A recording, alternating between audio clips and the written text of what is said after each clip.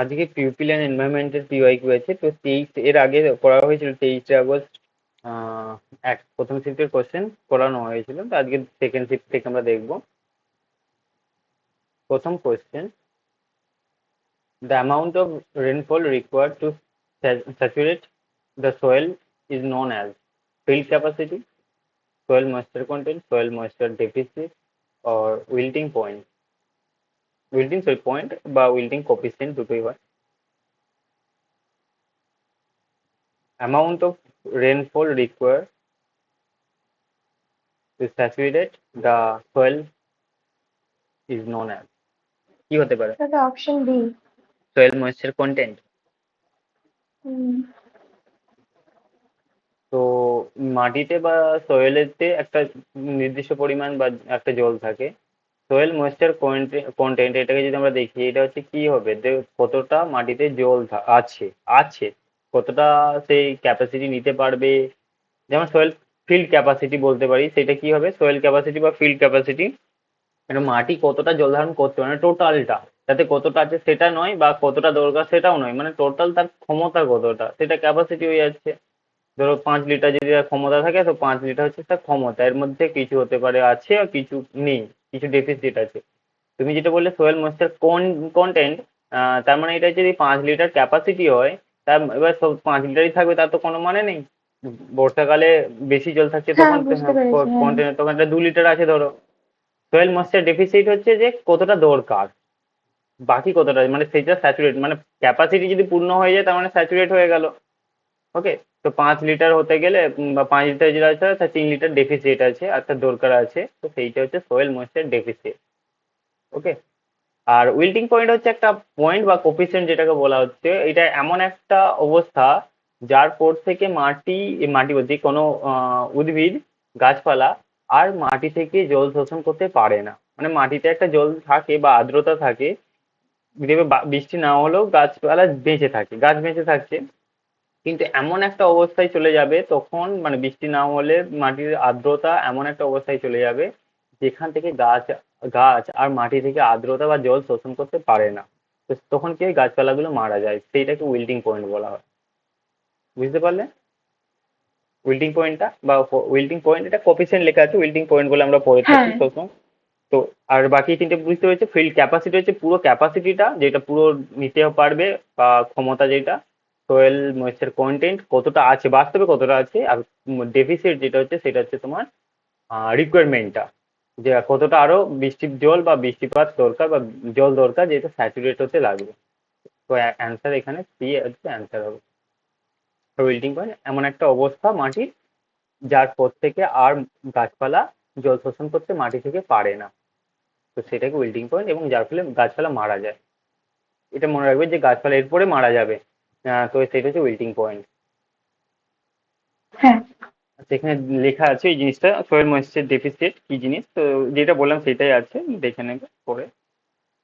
আর কেন হয়ে থাকে, খরার জন্য হয়ে থাকে, বৃষ্টি না, ওভার গ্রেজিং এর জন্য, আরবানাইজেশনের জন্য, এবং ক্লাইমেট চেঞ্জ, এগুলো হচ্ছে কারণ ডেফিসিট হওয়ার জন্য মাটিতে জলের পরিমাণ। নেক্সট হচ্ছে ground water is specially prone to excessive hardness due to, জল বা গ্রাউন্ড ওয়াটার হার্ডনেস কি জন্য বাড়ে, কোন কোন মিনারেলস গুলো থাকলে বা কি থাকলে হার্ডনেস বেড়ে যায়?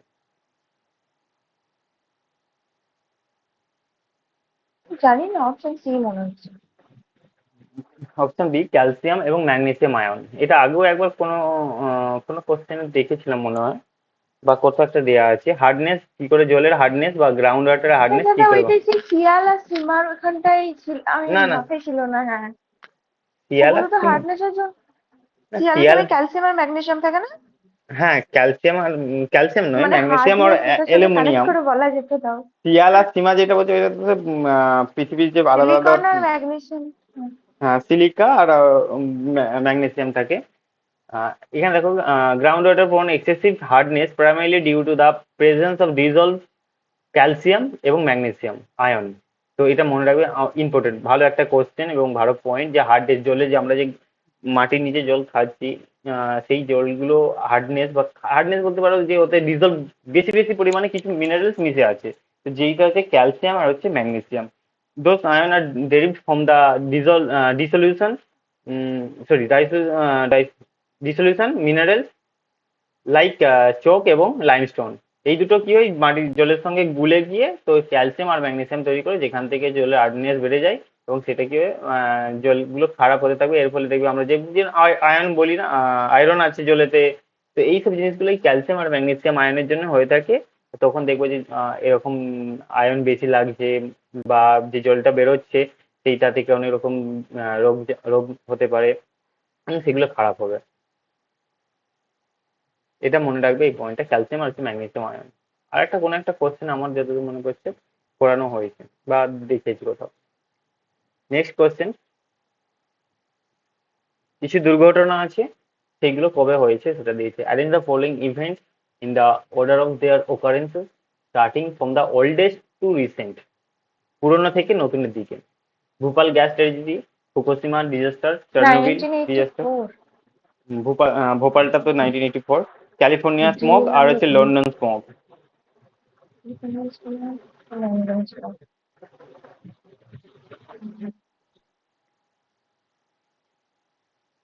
বি আর সি হচ্ছে নিউক্লিয়ার ডিজাস্টার বা দাঁড়া বলতে দাঁড়া, পারো নিউক্লিয়ার অ্যাক্সিডেন্ট। আমি উত্তর বলছি না, বি ফুকুশিমা আর চার্নোবিল দুটোই কিন্তু নিউক্লিয়ার অ্যাক্সিডেন্ট। ওকে, নিউক্লিয়ার পাওয়ার প্ল্যান্ট গুলো অ্যাক্সিডেন্টালি ড্যামেজ হয়েছিল, তো সেই জন্য ডিজাস্টার এসেছিল ফুকুশিমাতে আর চার্নোবিল।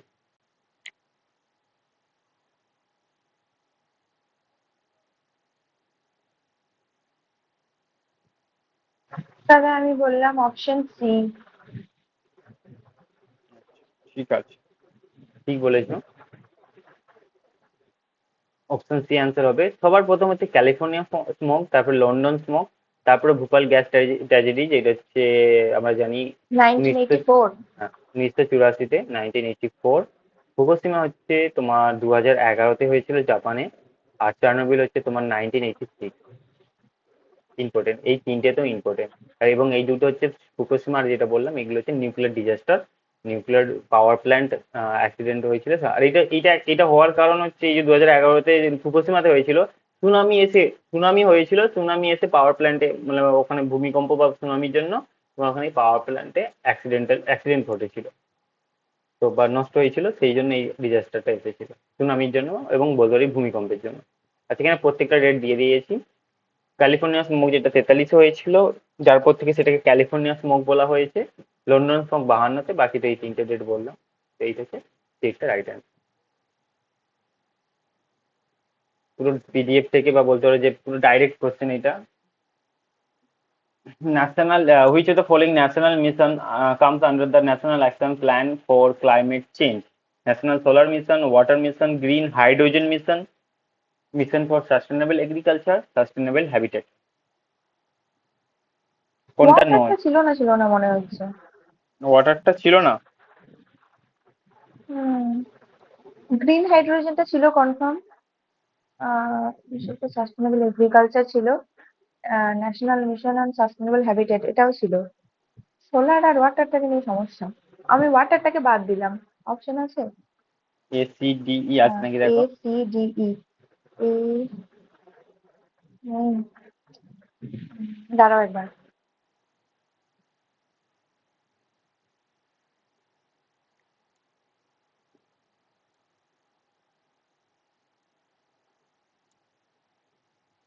তাহলে অপশন এ বললাম।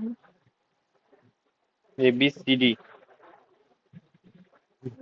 National action plan for climate change, এতে 8টা গোল ছিল বা 8টা মিশন ছিল, গোল বলো না, 8টা মিশন ছিল। Solar mission, water mission, okay, national solar mission, national water mission, sustainable habitat, sustainable Himalayan ecosystem, energy, enhance energy efficiency, mission for green India, mission for sustainable agriculture, আর mission on strategic knowledge and climate change. তো এখানে যেটা আছে green, green কথাটা ছিল, green হচ্ছে green India, কিন্তু ওখানে না, এই যে ওই গ্রিন, গ্রিনটাই মনে ছিল, বাকি কিসের জন্য ছিল মনে গ্রিন ছিল না। হাইড্রোজেন মিশন এইটা নয়, ঠিক আছে? তো এটা পুরো ভালো একটা কোশ্চেন ছিল এবং ডাইরেক্ট কোশ্চেন। তো এই হচ্ছে 8টা মিশন আছে: solar mission, water mission, sustainable habitat, Himalayan ecosystem, energy efficiency, sustainable agriculture, green India, আর হচ্ছে নলেজ এবং climate change, strategic knowledge and climate change. তো এইটা আমাদের ডিএটা বাদ যাবে, বাকি হচ্ছে এবি এবং ডিই, যেটা এখানে উল্টো করে দেওয়া আছে ডিই এবি, ডিএটা রাইট। নেক্সট যে টপিক লেভেল আছে আমাদের ফুড চেনে, তো সেটা সাধারণত লায়ন, ডিজ, ফিশ এবং গ্রাস হপার। প্রথম টপিক লেভেলে কোনটা থাকবে, সেকেন্ড, থার্ড এবং ফোর্থ?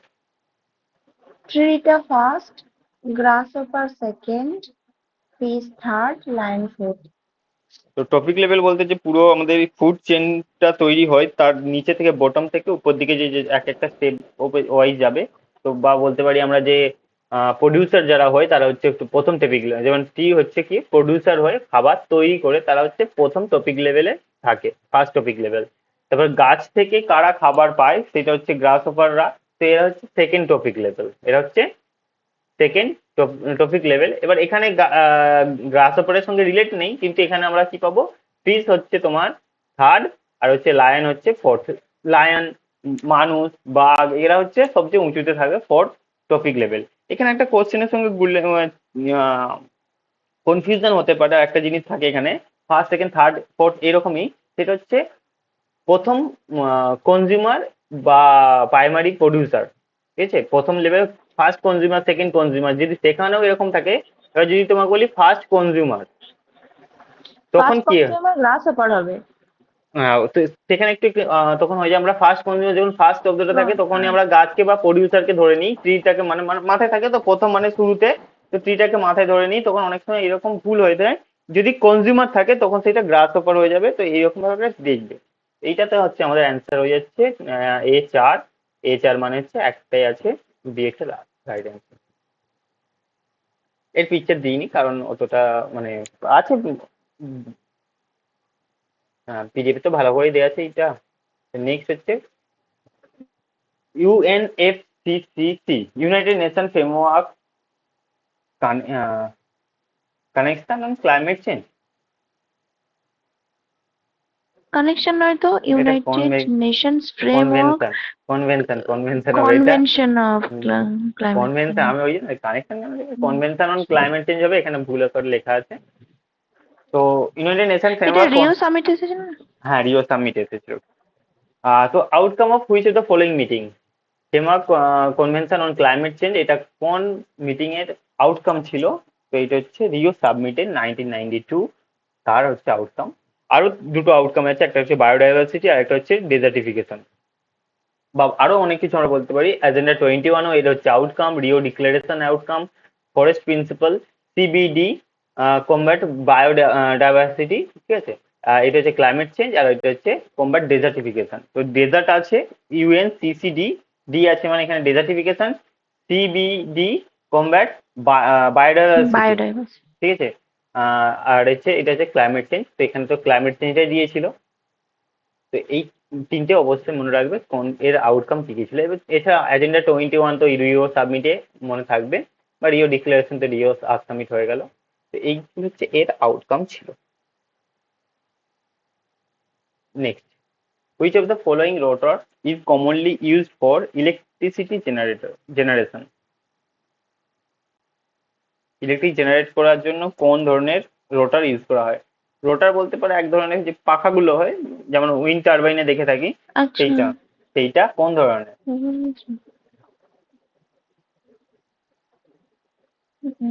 জানি না। বিডি সার্ভানিয়াস লাগছে। রোটার, ড্যারিয়াস রোটার, প্রোপেলার রোটার আর মাল্টিপ্লেটেড রোটার। এর অ্যান্সার হচ্ছে সি। দেখো এটা হচ্ছে দেখলেই প্রপেলার। হুম, এই ধরনের থাকে তো। আর ম্যাক্সিমাম দেখবে ও অন্যগুলো থাকে, আচ্ছা, এটাকে বলে হ্যাঁ অন্যগুলোও থাকে, ঠিক আছে, প্রপেলার। কিন্তু বলে যে মোস্ট কমনলি ইউজ, আমরা দেখবে যেখানে ইলেকট্রিসিটি তৈরি করা হয় তার যে পাখাটা থাকে সবসময়, পাখা তো এরকমই থাকে নাকি ম্যাক্সিমাম জায়গাতে। পাখা তো আমাদের ইলেকট্রিসিটি জেনারেট করার জন্য এই ধরনের ধরো যে জেনারেটর গুলো বাড়িতে এমনি আগে মানে কোনো অনুষ্ঠান বাড়িতে বা ইউজ করি, তারও ঠিক গোল টাইম মানে আলাদাভাবে থাকে, কিন্তু এরকমই তো পাখা থাকে। তো মেনলি যে রোটার হ্যাঁ। গুলো হয়ে থাকে সেইটা হচ্ছে প্রোপেলার রোটারটাই থাকে। ওকে, বেশি সবচেয়ে এইটাই ইউজ করা হয়, বাকিগুলো ইউজ করে আমরা ইলেকট্রিসিটি জেনারেট করে থাকি, কিন্তু মেনলি প্রোপাইলার রোটারটাই ইউজ করা হয়। আগের দিনে এটার একটা নেগেটিভ ছিল, এখানে পজিটিভ দিয়েছে। Which of the following is an example of positive feedback in the context of climate change? আর আর পজিটিভ আর কি এটা ভালো করে বলছি।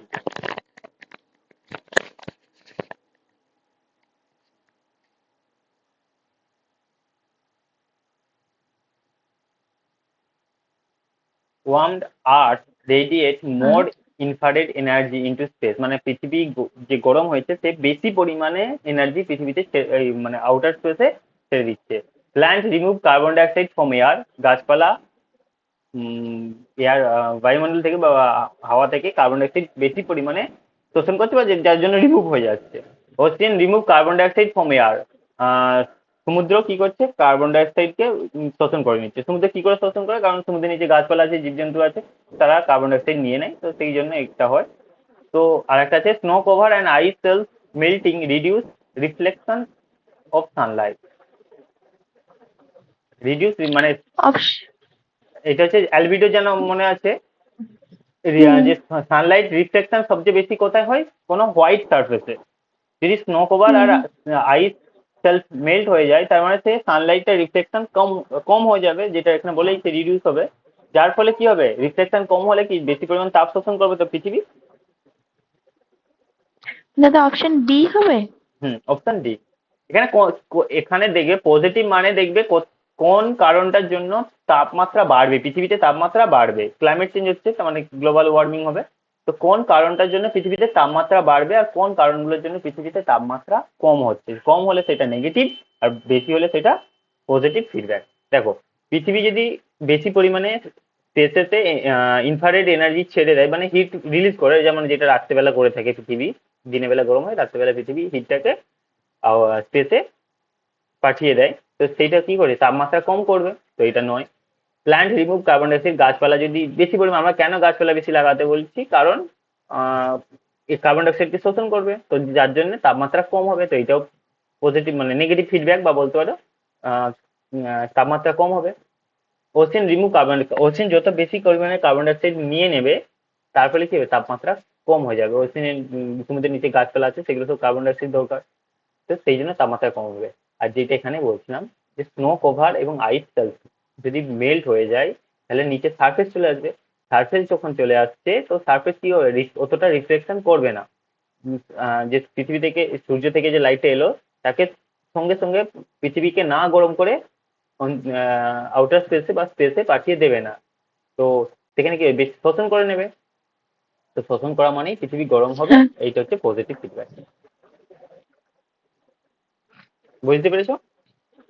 দেখো এখানে পুরো ওই জিনিসটা আরো ভালো করে দেওয়া আছে, বা রেখাচিত্রের মাধ্যমে দেওয়া আছে। গ্লোবাল ওয়ার্মিং, গ্রিন হাউস গ্যাসগুলোর জন্য এখানে গ্রিন হাউস গ্যাসও দেওয়া আছে, carbon dioxide, methane, nitrous oxide, water vapour, তো যার জন্য গ্লোবাল ওয়ার্মিং হয়। নেগেটিভ ফিডব্যাক মানে হচ্ছে গ্রিন কালার আছে, দেখতে পাচ্ছি কার্বন ডাইঅক্সাইড, মেনলি তো কার্বন ডাইঅক্সাইডই তো দায়ী গ্রিন হাউস এফেক্টের জন্য, মানে সবচেয়ে মেন গ্যাস, বাকিরাও দায়ী আছে, কিন্তু কার্বন ডাইঅক্সাইড মেন একটা কম্পোনেন্ট, বা বলতে পারি গ্যাস, যেটা গ্রিন হাউস এফেক্ট হয় বা গ্লোবাল ওয়ার্মিং হচ্ছে।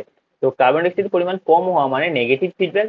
যেমন warm earth radiate more infrared energy into space, যেটা লেখা ছিল।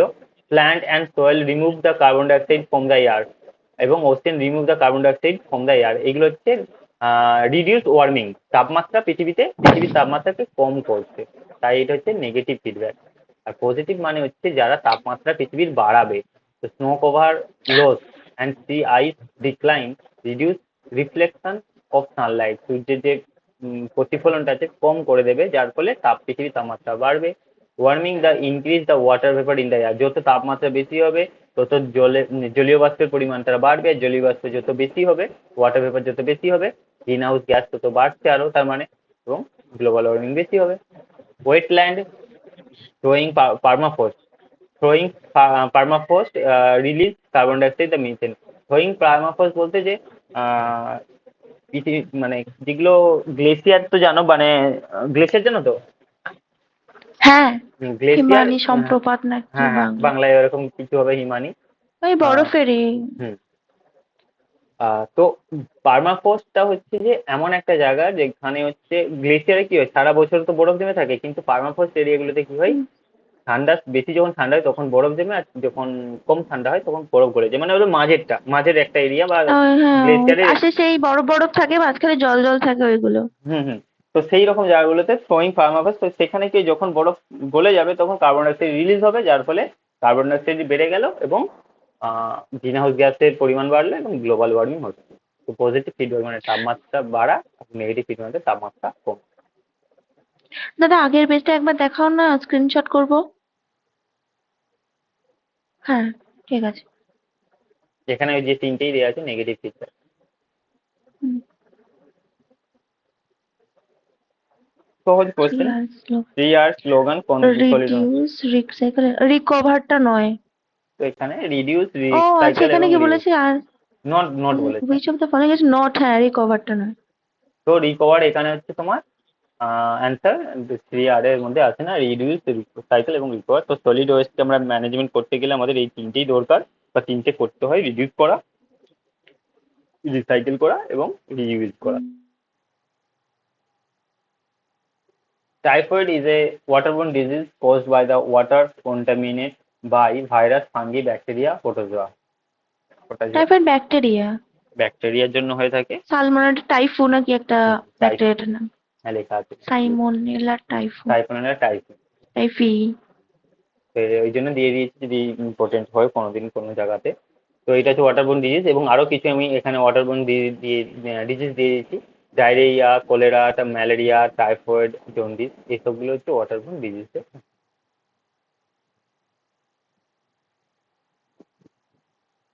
সেকেন্ড শিফটের question: radioactivity in the drinking water can be caused due to the presence of the naturally or anthropogenically occurring or radionuclide. অর্থাৎ radio activity যে ওয়াটারের drinking activity বা মানে আমরা যে খাবার জলেতে রেডিও অ্যাক্টিভিটি হয়ে যায়, তার কারণ প্রাকৃতিক বা অ্যান্থ্রোপোজেনিক রেডিও নিউক্লাইড যদি ওর সঙ্গে অ্যাড হয়ে যায় তখন সেটা হয়ে থাকে। এবং বলছে কোশ্চেন যেটা হচ্ছে, which one of the following is a naturally occurring radionuclide with a possibly contaminated drinking water. তো মানে কোনগুলো, এই চারটের মধ্যে কোনগুলো মিশে ইউরেনিয়াম। তোমার ড্রিঙ্কিং ওয়াটার কন্টামিনেট হয়ে থাকে? ইউরেনিয়াম হবে। রেডন এবং ইউরেনিয়াম।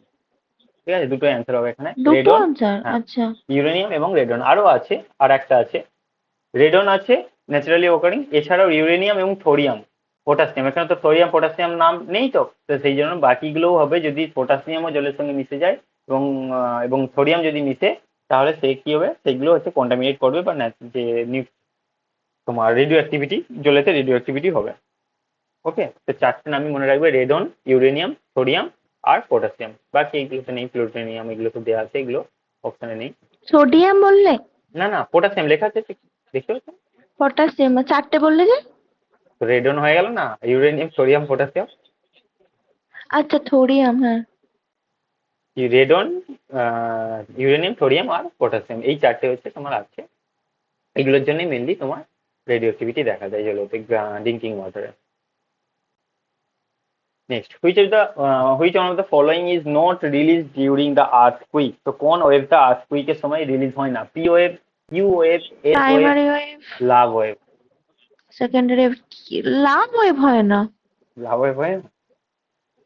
হ্যাঁ, লাভটা শুনিনি। প্রাইমারি ওয়েভ শুনেছি, সেকেন্ডারি ওয়েভ শুনেছি, আর একটা ওয়েভ আছে, সেটা কোনটা? উম লাভ ওয়েভ তো শুনিনি, নামটা জানি না, কিউটাও শুনিনি।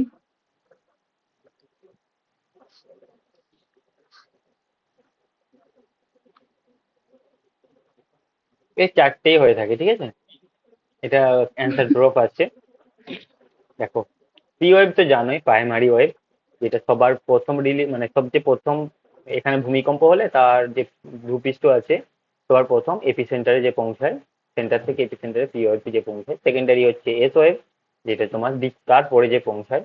এরপরে যেটা তুমি বললে যে একটা শুনেছি, এল ওয়েভ, যেটাকে সারফেস ওয়েভ বলা হয়, ঠিক আছে। আচ্ছা, সারফেস ওয়েভ শুনেছি, হুম ওই উপরে উঠে গিয়ে তারপরে যেটা ছড়াবে। হুম, হ্যাঁ। তো সারফেস ওয়েভ এখানে যে পি এবং এস এখানে আসলো, এসার পরে এই যে ভূপৃষ্ঠ বা বলতে পারো যে উপরের ধরাতল বা মানে ভূপৃষ্ঠের উপর দিয়ে পুরো ছড়িয়ে যায় যেটা, সেটা হচ্ছে সারফেস ওয়েভ হয়ে থাকে, যেটাকে আমরা এল ওয়েভ বলে জানি। এল ওয়েভ দু ধরনের হয়ে থাকে, একটা হচ্ছে লাভ ওয়েভ এবং একটা রেলে ওয়েভ, ঠিক আছে। এল ওয়েভ যে সারফেস ওয়েভ যেটা হয়, যেটাকে তোমার পৃষ্ঠ তরঙ্গ বলতে পারি, আর এগুলো তো বডি ওয়েভ। তো সারফেস ওয়েভ দু রকমের হয়ে থাকে, একটা লাভ ওয়েভ আর একটা হচ্ছে রেলে ওয়েভ। এই দুটো এখানে দেখো, লাভ ওয়েভ দেওয়া আছে, রেলে ওয়েভটা তো নেই। কিউ ওয়েভটা হচ্ছে লাভ ওয়েভটাকেই জার্মানিতে কিউ ওয়েভ বলা হয়, ঠিক আছে। এই বেশি কিছু না, এমনি নর্মালি আচ্ছা। আমরা কিউ ওয়েভ পড়ি না, কিন্তু এটা জার্মানিতে একে কিউ ওয়েভ বলা হয়। তো এই লাভ ওয়েভটাকেই বলা হয়, ঠিক আছে। লাভ ওয়েভকেই কিউ ওয়েভ হ্যাঁ। বলা হয়, এর অন্য নাম, লাভ ওয়েভের অন্য নাম কিউ ওয়েভ, ঠিক আছে। তো এগুলোই, সেই জন্যই চারটেই হচ্ছে অ্যান্সার হয়ে যাবে। আরো এদের মানে ধরো পি ওয়েভ কে অন্য নামে ডাকা হয়, এরকম করে কিছু কিছু আছে। তো mainly P Q, sorry P S আর হচ্ছে এল ওয়েভ, যেটা আমরা নর্মালি তিন ধরনের বলে থাকি, পি ওয়েভ, এস ওয়েভ আর হচ্ছে এল ওয়েভ। এল ওয়েভ হচ্ছে সারফেস ওয়েভ। সারফেস ওয়েভ দু ধরনের হয়, একটা হচ্ছে লাভ ওয়েভ আর হচ্ছে রেলে ওয়েভ। লাভ ওয়েভটা হচ্ছে কিউ ওয়েভ নামে মনে রাখবে, কিউ ওয়েভ বলা হয়। হুম। System air pollution. Use to measure the and monitor air pollution, radar, sonar, lidar or sonar. Radar নয়, সোনারটা শুনেছি কোথাও। Air pollution.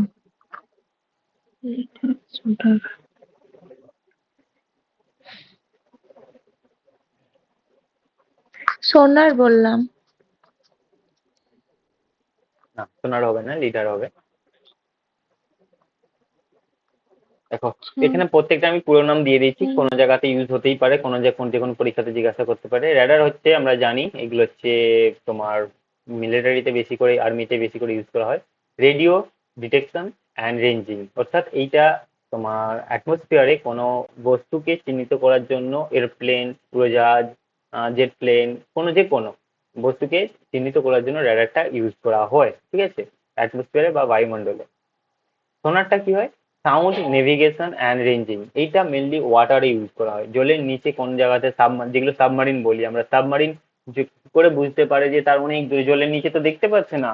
তো 1 কিলোমিটার দূরে বা তোমার 500 মিটার দূরে কোনো একটা কিছু আছে, আর একটা সাবমারিন আছে বা জলের উপরে জাহাজ আছে, কি করে বুঝতে পারে?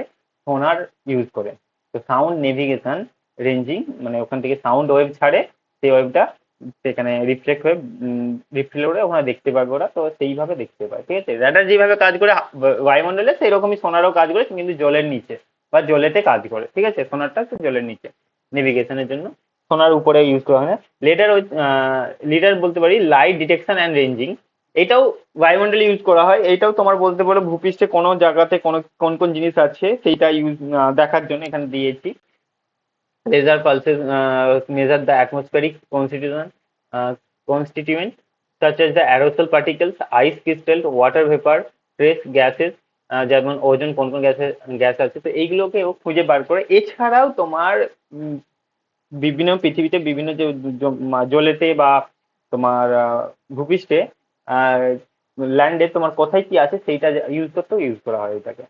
আর সোলার যেটা আছে সাউন্ড ডিটেকশন রেঞ্জিং, এইটা হচ্ছে তোমার বায়ুমণ্ডলে তোমার যে এয়ার স্টেবিলিটি মানে যেমন এরোপ্লেন উড়ার জন্য বা এরোপ্লেন যাওয়ার জন্য এয়ার স্টেবল হওয়ার দরকার।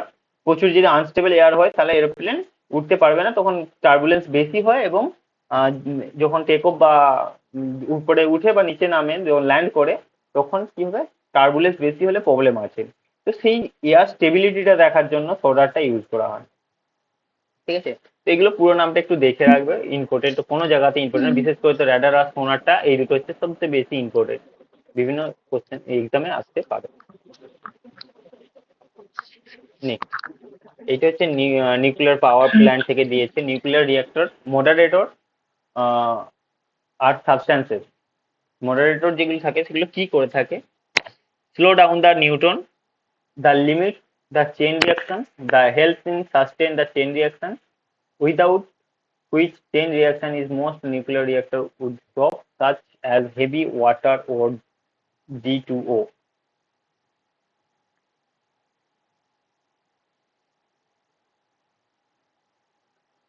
নিউক্লিয়ার রিঅ্যাক্টরে অপশন এ। মডারেটর তো ইউজ করা হয়, তো সেগুলো কি বলছে তার রিলেটেড কিছু দিয়েছে, কি বলছো? Option A. মডারেটর কি করে? নিউক্লিয়ার রিয়েক্টরটাকে কন্ট্রোল করে বা তাকে বলতে পারো ঠান্ডা করতে সাহায্য করে থাকে। নাহলে কি হবে, যদি মডারেটর না ইউজ করা হয়, নিউক্লিয়ার রিয়েক্টর ব্লাস্ট করবে, কারণ প্রচুর হিট জেনারেট হবে এবং তার জন্য ব্লাস্ট করে যাবে, অ্যাক্সিডেন্ট হবে। তো সেইটা কি হবে, প্রথম হচ্ছে তো স্লো ডাউন দ্য নিউট্রন, যে ওর ভিতরে যে নিউট্রন গুলো থাকে যখন ইউরেনিয়াম থোরিয়াম ওর ভিতরে, সেগুলোকে স্লো ডাউন করে দেয়। যত স্লো ডাউন করবে চেন রিয়াকশনটা স্পিডটা কম হয়ে যাবে বা ধীরে ধীরে চেন রিয়াকশন হবে। তো এটা হচ্ছে, এটা লিমিট দ্য চেন রিয়াকশন নয়, ঠিক আছে? এইটা হয় না যে মানে চেন রিয়াকশন লিমিট মানে কি হচ্ছে, বন্ধ হয়ে যায়। যেমন আমরা যদি আমি আমার ফোনেতে সেট করে দিই যে আমি 1 GB ডেটা শেষ হয়ে যাওয়ার পর আমার নেট অটোমেটিক্যালি অফ হয়ে যাবে, এরকম করা যায়। তো সেরকম যদি লিমিট সেট করে দেওয়া হয়, যে মডারেটর থাকলে কি লিমিট থাকবে, তখন কি হয়, বন্ধ হয়ে যায়। কিন্তু নিউক্লিয়ার রিয়েক্টরে কি বন্ধ হয় না, এদেরকে স্লো ডাউন করে থাকে, সবকিছু মানে ধীরে ধীরে করে দেয়। Help the sustain the chain reaction, মানে চেন রিয়াকশনটাকে প্রচুর বেশি স্পিডে করতে হেল্প করে না, মানে যে মডারেটর গুলো হয় এইটা কি করছে, সাস্টেন করতে, মানে এটাকে ধীরে ধীরে চলতে চলতে, মানে এইরকমই সব প্রত্যেকটার মানে অ্যাকচুয়ালি এরকমই আছে, স্লো ডাউন করা। যেটাও হচ্ছে তোমার উইদাউট উইদাউট মানে মডারেটর ছাড়া, which chain reaction is most nuclear reactor would stop. আর সাচ এজ দ্য হেভি, মানে কোন কোন সাবস্ট্যান্স হিসাবে কি কি ইউজ করা হয়, যেমন হেভি ওয়াটার, D2O, এগুলো ইউজ করা হয়। এটা অ্যান্সার, বিটাকে বাদ দাও, বাকিগুলো অ্যান্সার হয়ে যাবে CDE। এখানে আমি লিখে দিয়েছি। এছাড়াও কি কি ইউজ করা হয়, গ্রাফাইট ইউজ করা হয়, ওয়াটার এবং হেভি ওয়াটার, এই এই তিনটে জিনিস সাবস্ট্যান্স হিসাবে ইউজ করা হয় নিউক্লিয়ার রিয়েক্টরে। আগেও একবার কোয়েশ্চেন এসেছিল, সেখানে গ্রাফাইট আর হেভি ওয়াটার মনে হয় অপশনে ছিল। তো নিউক্লিয়ার রিয়েক্টরে আমরা সাবস্ট্যান্স হিসাবে, মডারেটর হিসাবে গ্রাফাইট এবং হেভি ওয়াটার বা ওয়াটার ইউজ করে থাকি, ঠিক আছে? ইম্পর্টেন্ট এটা।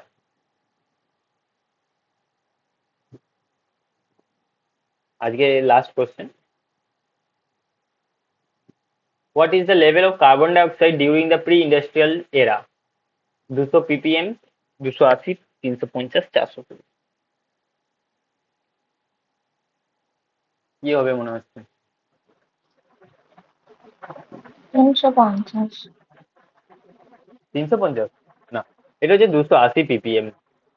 ওকে, pre-industrial concentration of carbon dioxide in atmosphere was around 280 ppm parts per million।